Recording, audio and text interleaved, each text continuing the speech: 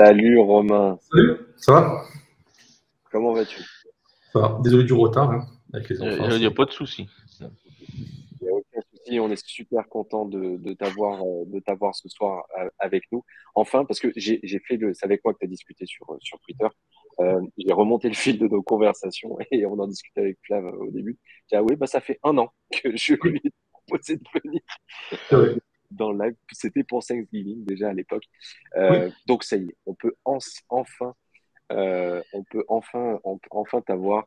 Et je me demande si on va pas avoir eu toutes les franchises, enfin, dans tout, euh, dans tout, Ah, on doit dans tous pas nos en lives être loin. qu'on a pu faire. Je pense qu'on n'en est pas loin. Ouais. Je pense qu'on n'en est c'est pas ça. loin. Alors, on a déjà on a déjà parlé du match en lui-même. Flav et moi, on voit une victoire facile des Raiders ce soir. Euh, Bah, on voulait ton avis, un petit peu, toi, ton regard sur cette saison où on a eu plein de promesses, plein de super promesses au début de saison, où on s'est dit, bon, bah, Davante Adams arrive, c'est le pote de Derek Carr, ça va matcher, ça va cliquer. Et puis, bah, 9 matchs plus tard, le bilan, il est de 2-7. Et puis, bah, les 5 matchs d'après, bah, comme par enchantement, tout va bien. Et Davante Adams, c'est sur, je veux même pas dire sur un nuage parce qu'en fait, ce qu'il fait, c'est ce qu'il faisait chez les Packers. C'est ça. Donc, il fait du Davante Adams. Josh Jacobs est juste phénoménal. Quel regard, toi, tu portes sur cette saison un peu roller coaster des Raiders? Ben, c'est un peu ça. C'est vrai qu'après, les attentes étaient assez hautes. Après la saison dernière, où on a le bilan positif, on fait des playoffs. Forcément, on s'attendait à ce que cette année, ben, ça roule tout aussi bien, même s'il y a eu beaucoup de changements au niveau du général manager, du coach et du staff en général. Tout a été Aussi, ouais. changé. On a aussi perdu des joueurs, d'autres sont arrivés. C'est vrai qu'on s'attendait vraiment à faire une meilleure en termes de saison. Et c'est vrai que ce bilan de 2-7 a été un peu une surprise, honnêtement, je pense pour tout le monde, parce qu'on ne s'attendait vraiment Hmm. pas Ah, à mais ça. bien sûr. Le problème, c'est que nos matchs ont été. C'était que ça, tous les matchs. C'est-à-dire, quand la défense jouait bien, ben, c'était l'attaque qui ne suivait pas. Et quand c'était l'attaque qui jouait bien, la défense ne suivait pas. Donc, c'est vrai qu'il y a eu. C'était très, très compliqué à se mettre en place. Et je pense qu'en fait, il fallait être patient. Il fallait peut-être attendre que la mayonnaise prenne entre avec le nouveau staff, avec Hmm.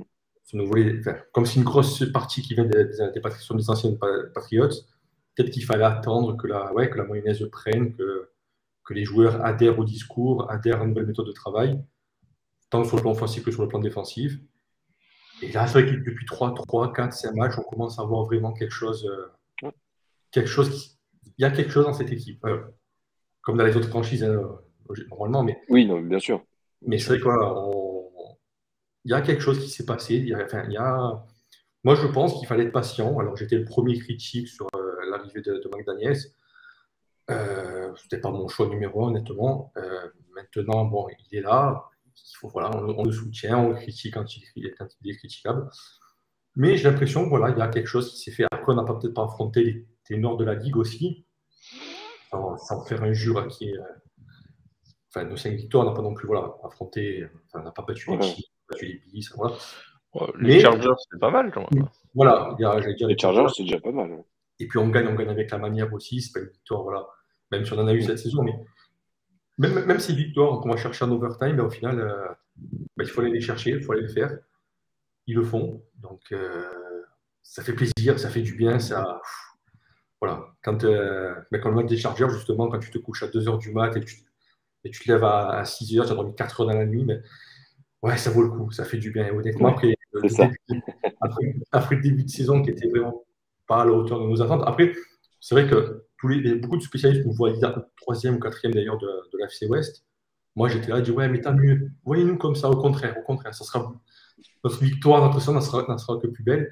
Bon, pour l'instant, on est bien de 5-7.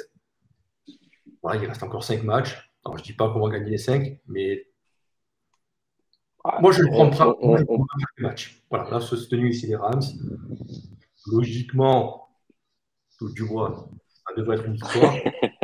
Facile, Ouais. je pense que ça va être facile parce que voilà, alors, je sais ils ont pas mal d'absents, j'ai vu. Là, ils ont Hmm. récupéré Mayfield, mais Il faut quand même gagner. Il faut quand même aller la chercher, Bien la sûr, victoire. Ce ne sera pas forcément une bien sûr. victoire facile. Et voilà, moi, je prends match après match. Et ouais, on verra. On fera le bilan à la fin de la saison. Donc, Mm. mais c'est l'an zéro, je dirais, de l'ère McDaniel chez les Raiders. Il faut laisser peut-être 2-3 saisons pour voir Mm. un nouveau projet, cette nouvelle reconstruction. Oui, d'autant plus que au sein de la division, au final, les Chargers n'étaient pas aussi bons qu'à l'accoutumée. Donc c'est vrai que c'était un petit peu aussi l'occasion d'aller Ça n'est même encore aller plus chercher rageant. les Chiefs, peut-être pas, mais être Ouais, non. deuxième et se placer pour éventuellement les playoffs. Avec 5 victoires, 17, a priori, les playoffs, c'est quand même relativement jouable. Mais il y a aussi le fait que l'AFC Est est juste super bonne cette saison, alors que, bon, à part, bien sûr, on attendait les Dolphins et les Bills, mais personne n'attendait les Jets. Ouais. Les Patriots, bon, bah, ça, c'est un petit peu machin. Donc, il y a, je le vois un peu comme, effectivement, c'est l'an zéro, mais c'est euh, presque une occasion ratée. Enfin, c'est pas fini, hein, ça se trouve, les Raiders iront en playoff et puis ce sera, et je vous le souhaite, hein. Mais s'ils y vont pas, peut-être une occasion ratée parce que l'année prochaine, potentiellement, bah, les Chargers seront peut-être meilleurs. Les Broncos, non. Euh, les- qui sait, les Broncos vont peut-être revenir loin. Enfin, voilà, c'était peut-être Faut pas écouter il y a toujours des Charles, concours. hein. Des Non, fois, c'est il n'est vrai. pas Il y cohérent, a- ça peut être aussi un concours de circonstances qui faisait que bah, ça pouvait être l'année où les Raiders pouvaient aller euh, voilà, être un peu le poil à gratter dans la FC et Oui, jouer les playoffs. c'est vrai quand tu compares au niveau des Chargers qui est moins bon que ce qui est annoncé malgré leur effectif, parce qu'ils ont quand même une belle équipe, faut Oui, dire oui. ça. Ouais, c'est vrai, on peut voir une occasion ratée pour nous. Après, à 2-7, honnêtement, on était tous, et moi le premier, Oui. tournés vers la draft, hein. Tu vas sur mon Mm. compte, moi, Ah, mais je bien préfère sûr. la draft. Moi, je rate beaucoup le college football et du coup, le système, Ah bah, c'est un truc qui est ça, des prospects, tout ça, ça ça Ah va bah, m'intéresse. c'est nous parfait. intéresser. Ça va... C'est parfait. On va te demander ton avis sur un prospect, Voilà, du coup. ça, c'est le sujet qui me plaît pas mal. Donc, c'est vrai qu'à 2-7, ouais, tu te dis, c'est bon, les Chargers sont devant, les Chiefs, Mm. tu ne les rattraperas pas de toute façon. Donc, c'est bon, allez, on se tourne vers le futur, qui est à la draft, on va être dans le top 3, top 5. Bon, au final, tu enchaînes 3 victoires. Et tu te dis, ouais, c'est bon, la draft, allez, c'est en avril. C'est bon, on fait les... C'est pas grave. C'est pas grave. Et on a, est-ce on que, a... est-ce que toi, tu crois personnellement aux playoffs? Est-ce que tu penses qu'on en discutait avec Charles tout à l'heure? On se disait qu'ils étaient qu'à 2 victoires finalement d'une place en playoff, les Riders. Est-ce que tu penses, personnellement, pronostic personnel, tu penses que vous pouvez y aller cette saison?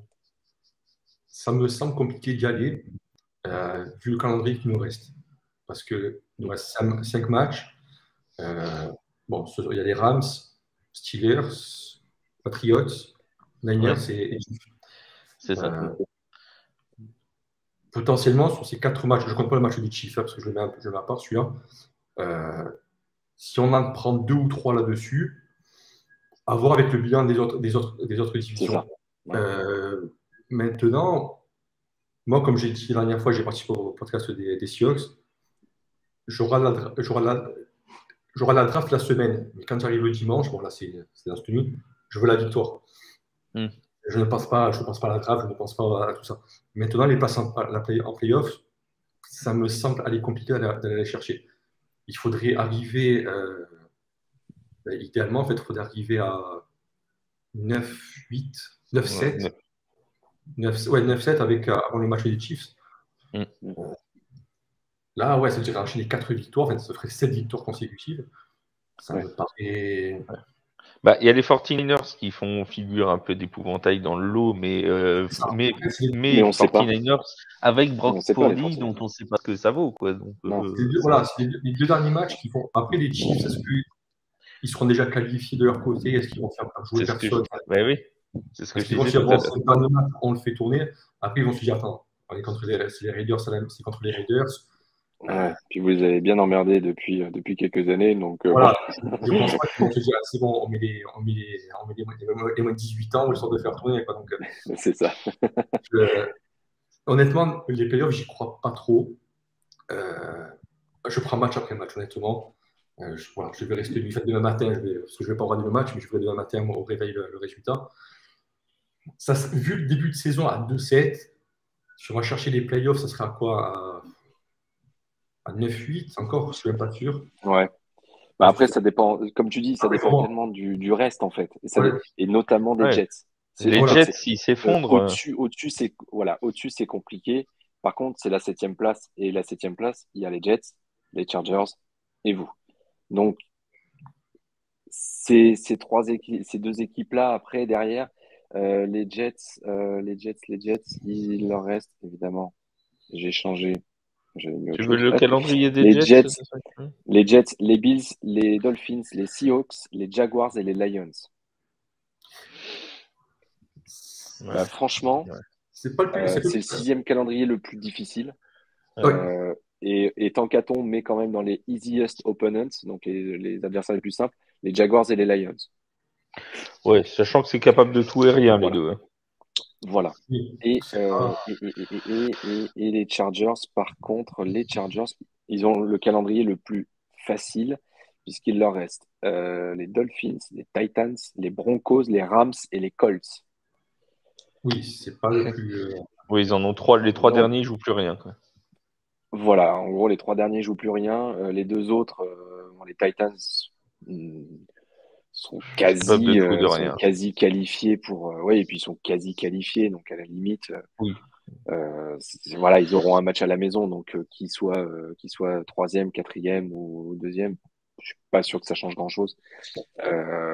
Donc ouais, s'il y a un coup à faire, c'est que les Chargers s'effondrent et que derrière, les Raiders continuent, quoi. Bon, après, vu le début de saison à 2-7, et si on fait de ça sur 9-8. C'est très bien. C'est très bien. Oui, c'est sûr qu'il y a 3 semaines. Il y a 3 semaines, je me rappelle, il y a tout juste 3 semaines, on avait fait, Charles, je sais pas si tu te souviens, le podcast avec Yaya sur les coachs en danger, et on avait parlé de Josh McDaniel en disant que ça allait pas, quoi. Il y avait un truc. On avait parlé aussi de Nathaniel Hackett, évidemment du côté des Broncos, mais on se disait, on comprenait pas en fait ce qui marchait pas du côté des Riders, parce qu'on se disait sur le papier l'équipe est bonne, il y a quand même du talent. Qu'est-ce qui va pas, quoi? C'est pas possible. Ils ont fait venir un coach qui est quand même un ancien coordinateur offensif, donc normalement offensivement ça marche. Mais c'est ce fameux passage du coordinateur offensif au head coach.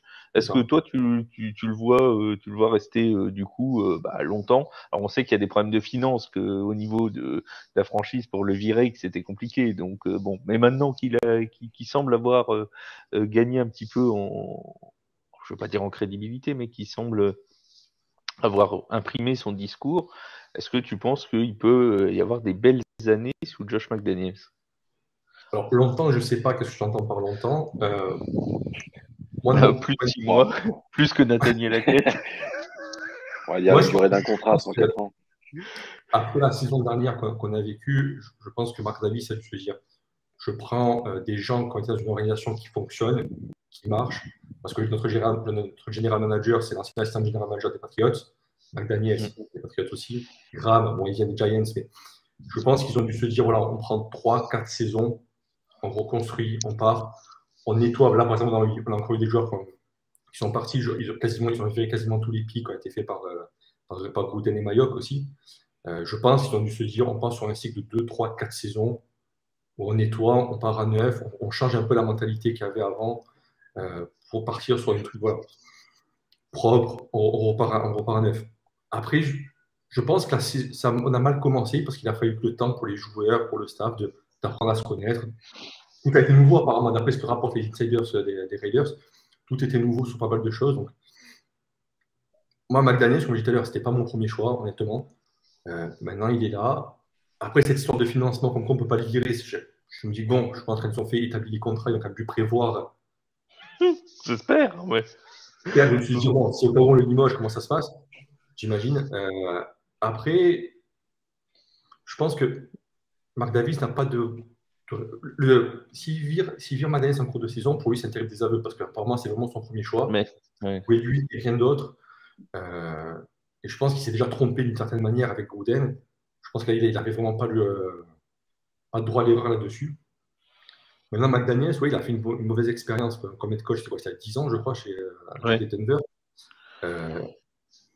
Moi, je lui laisse le bénéfice du doute. Honnêtement, de toute façon, en tant que supporter, on n'a pas d'autre à dire à part subir. Tu n'as pas trop le choix, oui. De toute façon, mais de ce qu'on voit, de ce qui est rapporté, de ce qui s'entend, il y a là vraiment d'avoir une bonne entente entre le staff, entre les joueurs. Maintenant, moi, je lui laisse le temps de construire. On est dans une division pas facile en plus de ça. Pour moi, ce qui va se passer, ce qui va déterminer pas mal de choses, ça va être l'après des Ricard. Comment ils vont négocier ça? Parce que ça fait 9 ans 10 ans 9 ans 9 ans. 9 ans. 9 saisons. Ouais, ça passe. Oui, non, mais parce qu'on en a parlé tout à l'heure, il est à 20 yards de faire sa 9e saison sur 9 à plus de 3000 yards à la passe.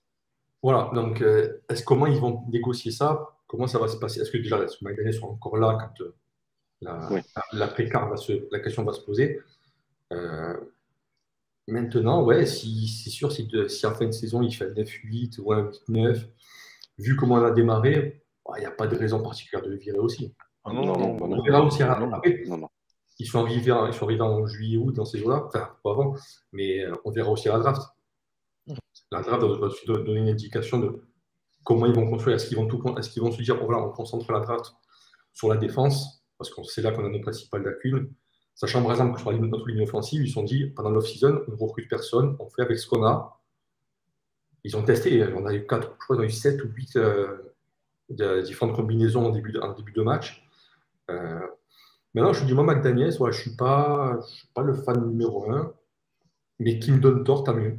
Parce que s'il me donne tort, ça veut dire qu'on gagne, qu'on gagne. Donc, tant mieux, au contraire. Mais je préfère dire, voilà, je suis contre McDaniels, son arrivée, comme ressort mes tweets, je dis, tant mieux, au contraire. Honnêtement, je préfère, ça veut dire qu'on réussit notre saison. Donc, pour ça, j'ai aucun souci là-dessus. Après, ouais, on verra en fin de saison, on verra à la draft, le pic qu'on aura aussi, comment ça va se passer. Voilà, déjà, on a une première indication là-dessus. Et après, on a une division pas facile aussi, donc il faut. Ouais, ça c'est sûr. Pas la plus simple. On n'a pas la plus simple. Maintenant, je pense que c'est une division dans laquelle on peut exister. Je pense qu'en AFC, on peut exister aussi. Parce que voilà, on a récupéré Adams qui est.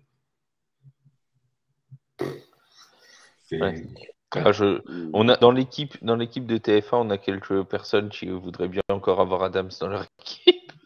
Hein, on salue Mika. Ouais, Mika, si tu nous regardes, je veux dire, il pleure le départ d'Adams depuis 4 ans. J'ai envie de dire c'est le meilleur receveur de la ligue parce que oui, il fait partie des tout meilleurs, et ça c'est clair. Clairement. Maintenant, voilà, ça reste une saison en dents de scie qui n'est pas à la hauteur de nos espérances. On verra comment elle va se conclure.